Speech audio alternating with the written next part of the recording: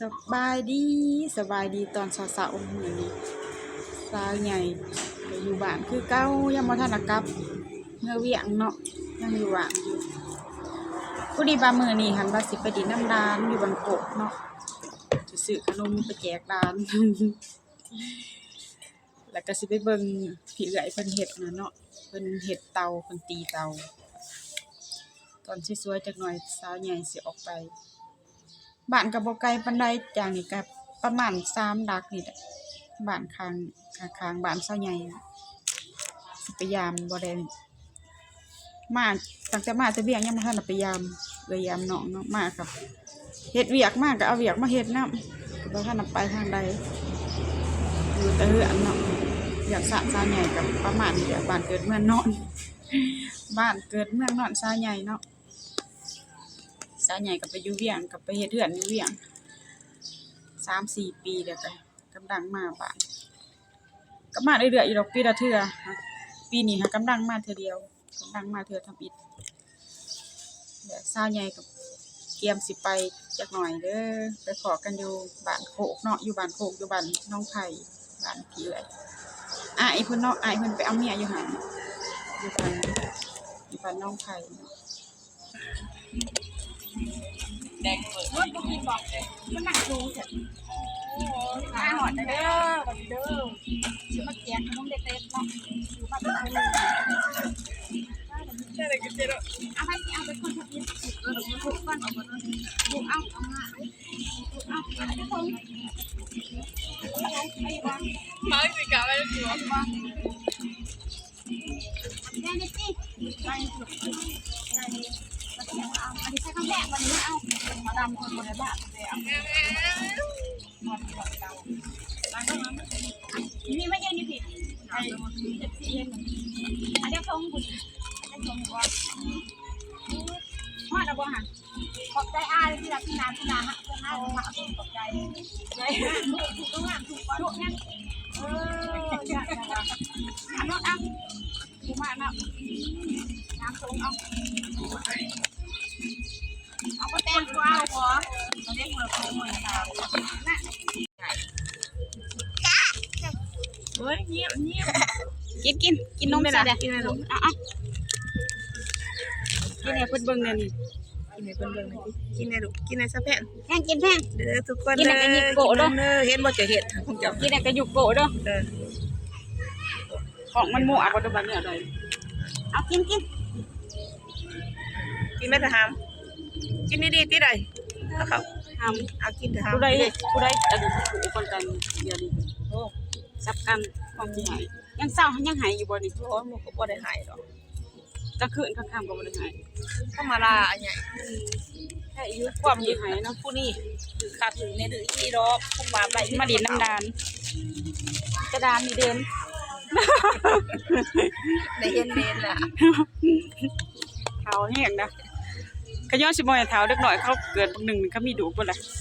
ใหญ่แล้วจังนั้นแป๊บเดียวนี่ใหญ่ได้สิเท้าเดียวนี่เนาะเพิ่นยังอายอยู่นะอายกล่องเช้าถ่ายทอดก็สิกินบ่ได้มายามเพิ่นดนเด้อเด้สิเข้าปีแล้วเนาะพี่เอ้ยเนาะบ้านโคกนี่เงินอุพาเด้ที่เงินอุหนุ่ยหั่นจะน้อยสิข้างมื้อหน้าอันนั้นพี่เอ้ยเราตีเตาเนาะละยันเตาเราตีดินเตาน้ำหนองเขาตีหน่วยเตาจะน่าสิเป็นอันถ่ายเอาตอนเราตัวเองจะหามอยู่บ้านเพิ่นก็มีแต่ตีดินตีเตาตีอันนี้แหละเฮ็ดแจกขนมเด็กๆเนาะแซ่บบ่เด็กๆแซ่บเอ้าคนหูเด้อกินเด้อแซ่บเวียกได้ปุ๊บปั๊บเด้อเห็นบ่นี่มันหูได้ดำยกโปะนั่นติ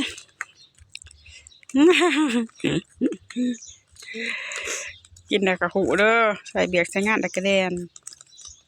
ข้างหูอยู่ดอกเด็กหน่อยด้านใส่ใหญ่เนาะลูกอ้ายผู้หนึ่งผู้นี้ลูกอ้ายผู้นี้ลูกอ้ายผู้นี้ลูกเอ้ย3 คนอยู่บ้านโคก2 คน3 คนป้าคนน้อยมาอยู่กอกร้านเดนดุของร้านดุไป เอ้ย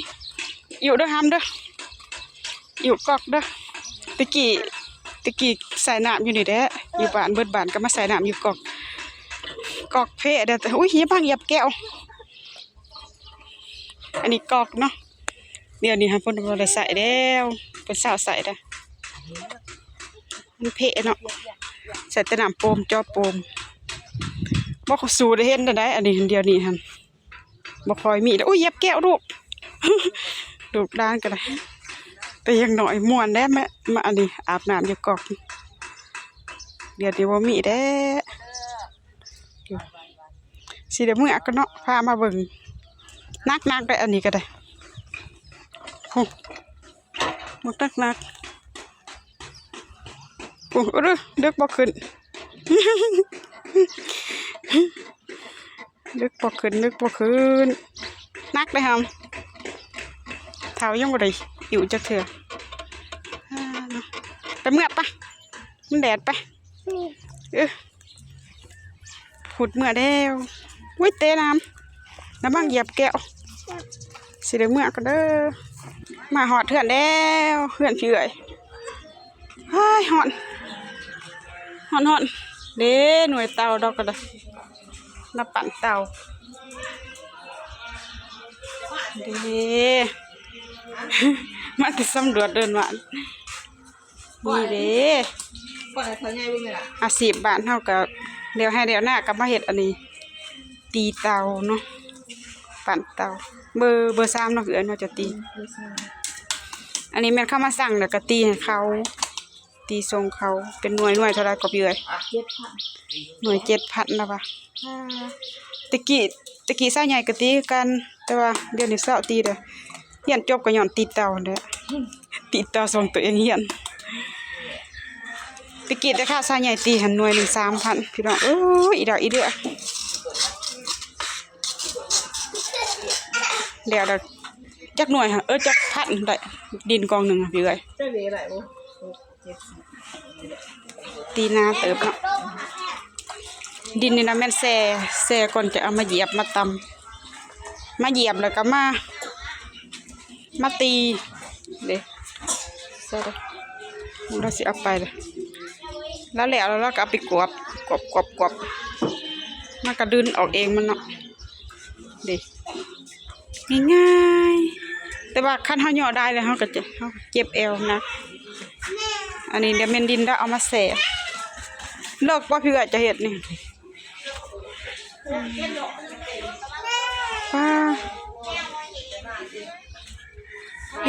ดินเป็นแก่นดินอันนั้นดินแห้งเอามาแส่แล้วก็เอาขึ้นมาเหยียบอันนี้เนี่ยมันขี้เถ้าเนาะขี้เถ้ามาโอบพงไม่ได้ตีมันจังบ่ติดดินอ่อนๆตะปกไว้บ่ให้มันแห้งอาชีพอยู่บ้านอยู่เมืองเฮาก็แบบนี้แหละ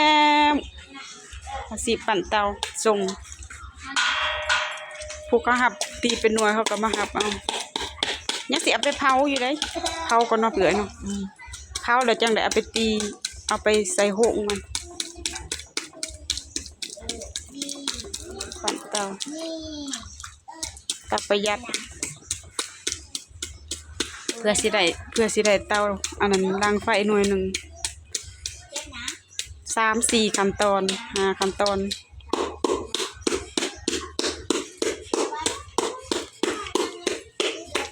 บ่ได้อันนี้โดนดะบ่ได้ฟิวนี่โดนดะตีเตาก็ยังจื้ออยู่ซะใหญ่คันให้ตีก็ยังจื้ออยู่วิธีตีแต่ว่าก็สิบ่งามคืออันนั้นแหละ บ่ได้ตีได้ปีเลย10 กว่าปีแล้วบ่จักไปเฮียนแล้วกับป้าเด้อบ่ได้เฮ็ดโหกมันก็จักอยู่ไสแล้วเดี๋ยวนี้หั่นแจกจ่ายกันไปเบิดละมายามดานนะ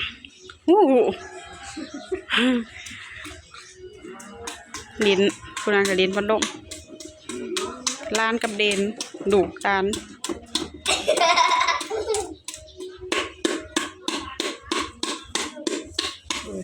ดอกตีมื้อนี้สิได้จักอันนี้พี่เอ้ย นักเด้อ เบิดบ่ดิน ตามอาการพวกพวกเป็นนี่นะ คันบ่เบิดก็ยังตีต่อมื้ออื่นได้เนาะคนดินมันบ่ได้แห้ง เหยียบซ้ำมือ บ่ก็ยังอ่อนอยู่เนาะ เขาเป็นกินพวกเป็นไผ่ซะเถอะไผ่ ยามฝนเพิ่นก็เฮ็ดหน้ายามแดงก็มากเข้าสู่นาที เกือบจะบ่ครึ่งบ้านฮอดบ่ครึ่งพี่เอ้ยก็เฮ็ดนี่ เพิ่งหวาน ครึ่งบ้านพุ่นน่ะพี่น้อง เพิ่งคิดอย่างนี้ท้ายขวด เพิ่นเฮ็ดอันนี้ มันใส่เข้ากันยากกับบนเรือ แต่ละบ้านอาชีพบ่ได้คือกันอยู่บ้านโคกมันใหม่กะตีก็อยู่บ้านชายใหญ่ก็เฮ็ดอันนั้นคือกันเตาคือกัน แต่ว่าเตาตัวนั้นจะเป็นโครงการเตาเขาเฮ็ดโครงการส่วนใหญ่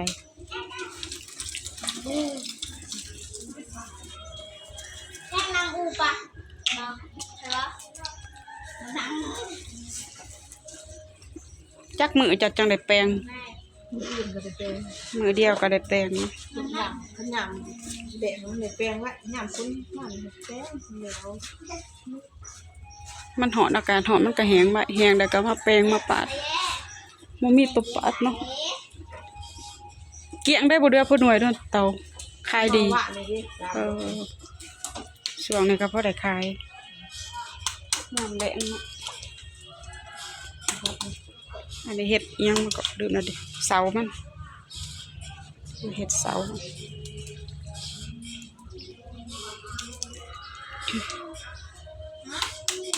สแตงก็เห็ดเป็นบ่สแตงตีเป็นได้บ่ เป็นมันของคนโคตรตีเอาเนาะ ตัวไปไป แป้งเพื่อจะมาดูดซอย ตก สิบปั่นเต้าทรง อะไรอย่าลืม เหือสิก็จะเราไปเห็ดอยู่ไสเด้อ ก็หยาดสิหยาดไม่ตี จักเราเห็ดหลายบ่อนจักเราไปเห็ดอยู่ไสนี่ นี่แล้วก็ไปวนหยาดทำไมได้ดีมีสิหยาดเว้ยหยาด นางหยัดเอาเราแล้วเราเสียไปขวบมันมันแห้งนะกระปีนขึ้นมาปาดกับบนักประมาณ5 โลเนาะเหือเนาะประมาณ5 โลเนาะเราไปกวบมันเครื่องเสียงเพิ่นกับพร้อมเนาะเวลาอันนั้นละเมอยแล้วก็เปิดเพลงขึ้นมาฟังยังใส่ได้อยู่บ่เหืออีเด็กโทนหน่อยนี่เราตีเดี๋ยวเราก็มากวบไปนะเวลามันแห้งก็เอาขึ้นมาแปรงมาปาดแปรงเดี๋ยวก็จะได้หน้าตาแบบนี้เป็นหน่วยแบบนี้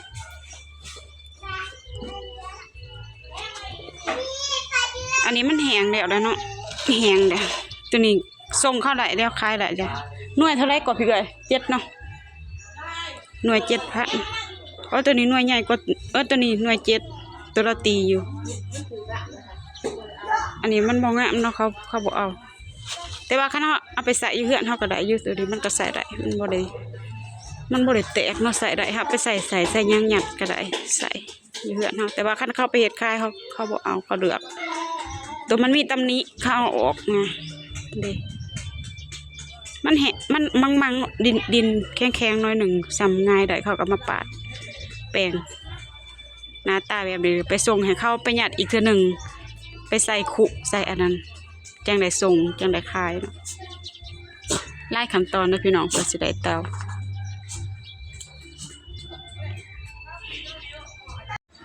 สบายดีสาวใหญ่มาหอดเถื่อนแล้วเนาะล้างจากมาแต่ดินน้ำผีเอื่อยไปดินน้ำผีเอื่อยแล้วก็ไปเอาขนมไปแจกร้านซื้อขนมไปแจกร้านมาหอดเถื่อนแล้วหอนอากาศพี่น้องเลย